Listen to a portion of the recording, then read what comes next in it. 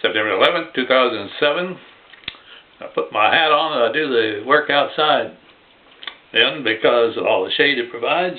And of course, as you can see looking at the top, it's a little bit worn. I've got a newer one. But I'm a real conservative.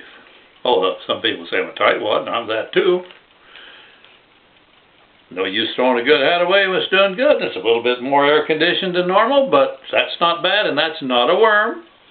Wore this thing to the old folks' arthritic swimming exercise class yesterday, and they said, "Hey, you got a worm coming out of your hat." I took it off because I'd been out working. I thought maybe there was a worm. Wasn't a worm at all.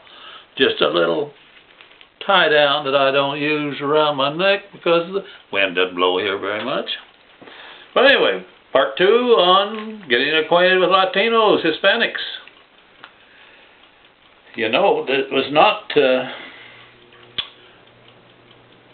ever as a youngster my intention was to be a school superintendent or a preacher, and found out in my mind the preachers didn't get near as much credence when they spoke as superintendents. Certainly I never considered going for a doctor, but suddenly I had more GI Bill than I was ever expecting to have. So I started on a doctoral program at Greeley, Colorado, while we were at Elkhart, Kansas. Housing was hard to get in the summer because that's a big summer program. Lots and lots of teachers go to those nice cool mountains of Greeley to get a summer degree started. Well, one summer there was a little posting on the bulletin board said there was a house maybe available out near Eaton, Colorado on a farm.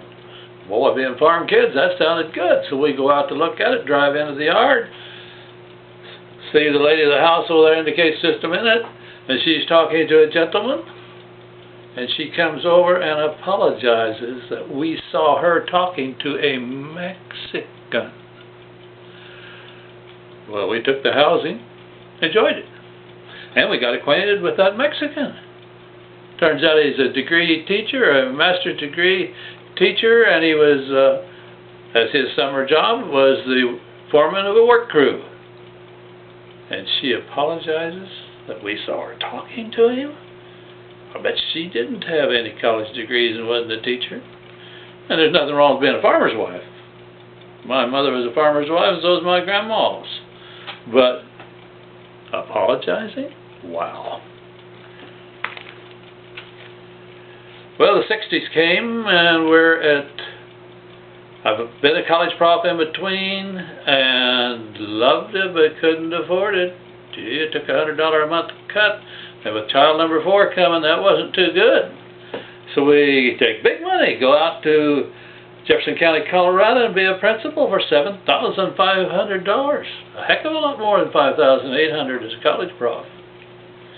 Well, on that junior high staff, Evergreen incidentally had just grown to be big enough to split from being a combined junior-senior high school. They were building a new high school. It wasn't even really built yet, but they were started enough. I don't know. They did some sort of switch on buildings. So I inherit the old junior-senior high facility, and now it's a junior high. And on the staff is Elena Castaneda. Beautiful Mexican woman, excellent teacher, discipline. Whoa! I never took care of a problem that came out of her class because she took care there were no problems. Funny thing, our son's a wrestler that year, and he gets hurt in a wrestling meet, total dislocation of a knee.